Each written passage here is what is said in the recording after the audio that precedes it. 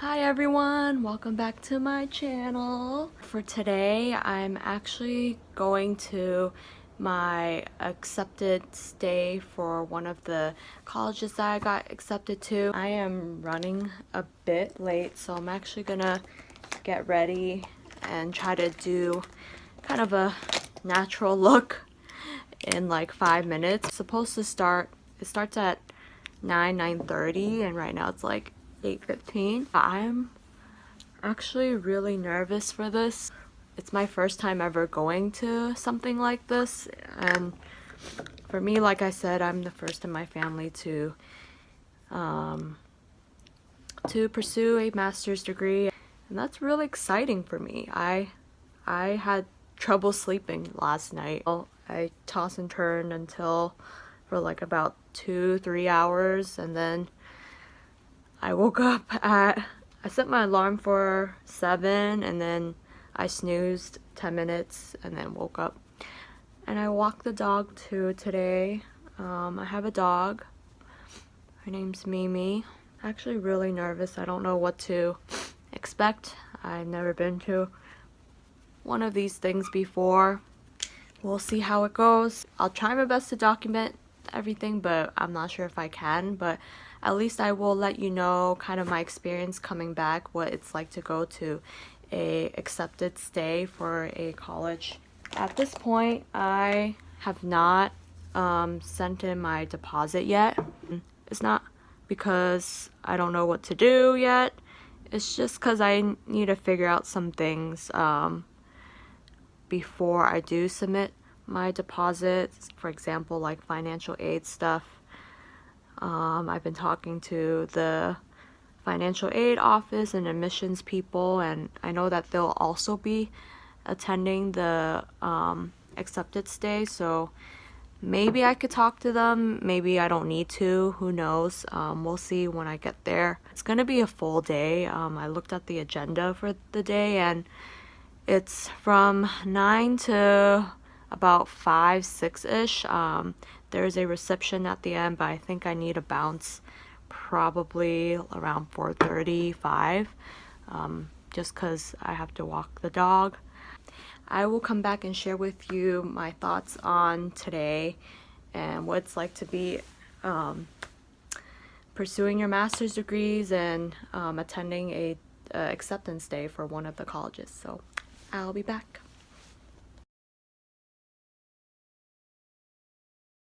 I was supposed to do a reflection video on how the accepted students day was for me afterwards, but it was such a long day that day. It was a full day from 9 to 5 and I came back pretty drained. I pretty much took all of Sunday sleeping, just trying to rejuvenate. It was just physically and emotionally kind of taxing on me and my body. For the rest of the video, I wanted to talk about what that day looked like and also kind of share my hopes and also fears for pursuing this journey as a first-generation college student, first in my family to pursue a master's degree. To start, I actually went to Boston University's BU's Accepted Students Day. The whole agenda is pretty much in the beginning. They did some presentations on kind of the information logistics of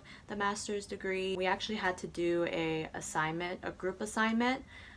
During the lunchtime, there was a student panel. They also did financial aid. They had a financial aid officer come in and talk about the finances. They had campus tours. They had individual financial aid kind of sessions, as well as different workshops on student life, housing, career, and the practicum part of the master's degree. They ended it off with a dinner at the end.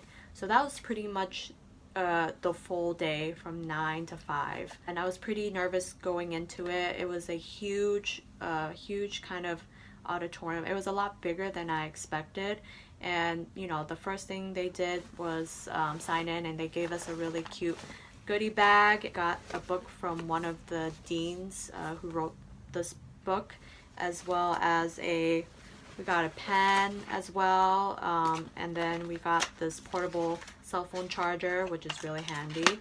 So yeah, that was kind of cute to give out. I'll kind of start with my fears part of this reflection. When I walked in the room, I couldn't help but feel kind of emotional. There was a sea of other students who got accepted, and a lot of them had their parents sitting side by side with them. I went by myself. It'll be difficult for my mom to go and understand because her first language is not English, and I didn't want to put her through that. And she's also working on the weekends and pretty busy as well, so I didn't want to put extra pressure on my mom. But I felt kind of lonely a little bit, seeing the other students with their parents and me just going by myself. I mean, there were other students too that went on their own as well, but I would say majority of the students did bring their parents. Another thing that I observed during the accepted student day is that majority of students are not students of color. I knew that going in. I mean, I'm pretty realistic. I know a lot of colleges, if you just look at the statistics on race, I would say more than 50% of the student population will always be white. And that's fine. I mean, I'm not hating on white people or anything. It's just more of a sense of belonging thing for me, and just thinking about the students in the room who were even Asian, and narrowing that even down to Asian American, and narrowing that even down to low income first in their family Asian American. I think I'm one of the few in that room, and that also made me feel a little bit lonely, and also a huge responsibility and pressure on my shoulders. During lunchtime, I did, like I said, we did do an assignment, and the assignment was, how do we do an emergency protocol if a hurricane were to hit Boston? In that classroom of potentially my peers, I was the only one who was from Boston. I'm open to sharing my viewpoints and my experiences, my knowledge on the information that I am grounded in, which is in Boston and rooted in communities of color. Yeah, that just made me feel kind of fearful in terms of being the person to take on that load, and I don't want to have to be that person of color who always have to do that, especially since out of everyone, I am probably part of the student background that has the least resources. Another fear of mine is when I did do the financial aid portion, I kind of had like a emotional internal breakdown, but professionally I think I was pretty straight-faced. I actually talked to the person who is the director of the student financial services. He's been pretty communicative with me, which I really appreciate. I just pretty much laid down my burdens in terms of not being financially stable like ever in my life, and the fact that the cost of attendance for this institution, I've never even seen that amount in my bank account. I've never even reached close to that point, and that worries me a lot. The finances worries me a lot.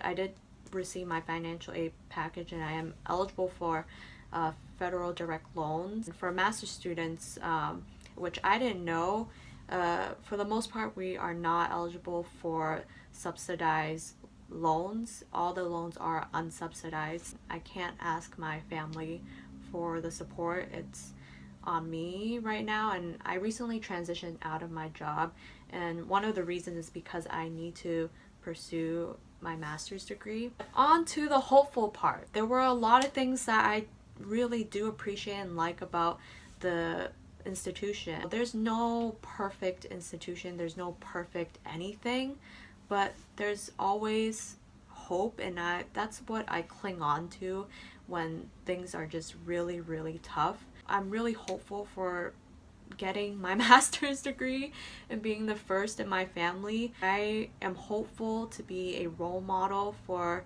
the youth that I used to work with who and people who look like me who can never reach this part because of so many systematic barriers in this country.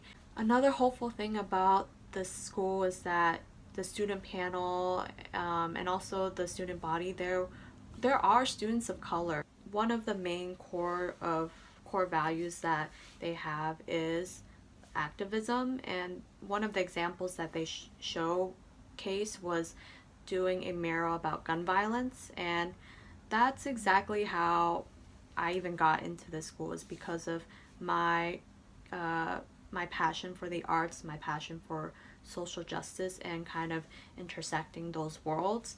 So that got me really excited. They have an activist lab, which is something I hope I can be part of maybe. I have another reflection about BU and their curriculum. It's a lot different from what I actually expected.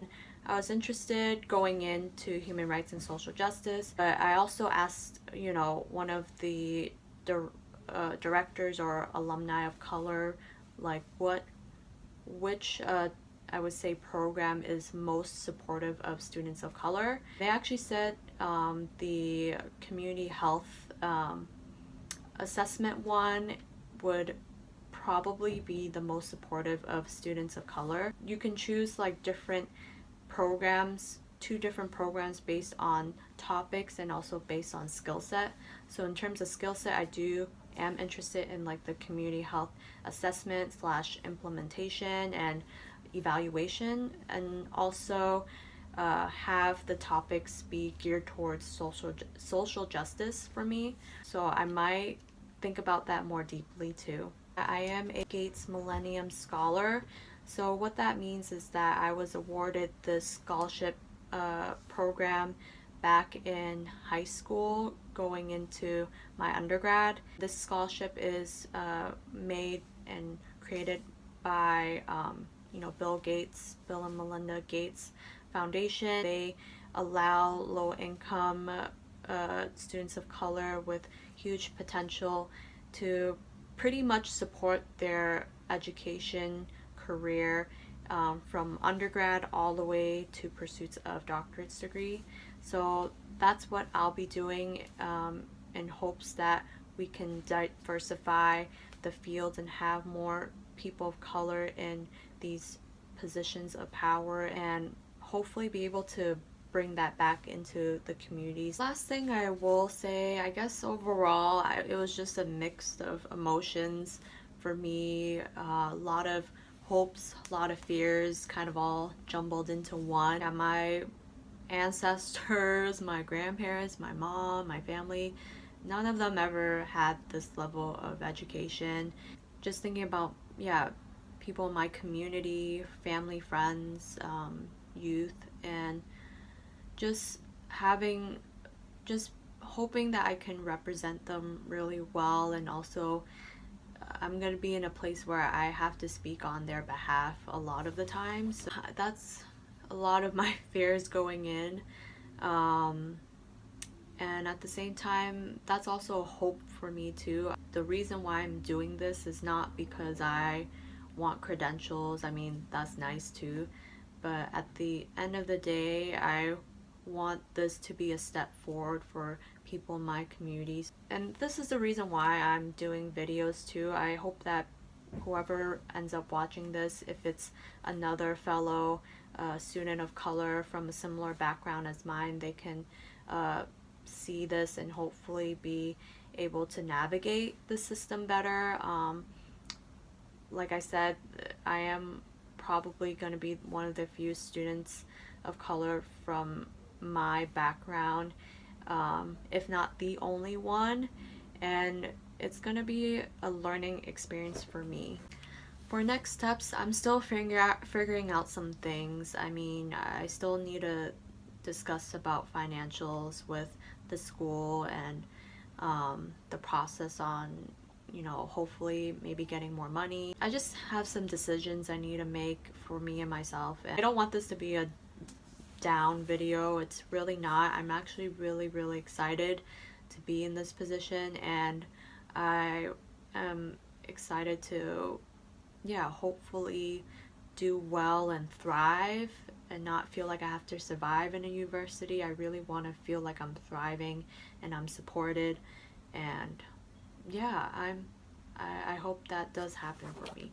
If you want to follow my journey in pursuing a master's degree, let me know, and subscribe to my channel, like it, and yeah, there's a whole backstory of me growing up and how I got to this point, and also a lot of processing and reflection work that kind of helps me determine like what works for me and what might work for other students of color, other Asian American students too.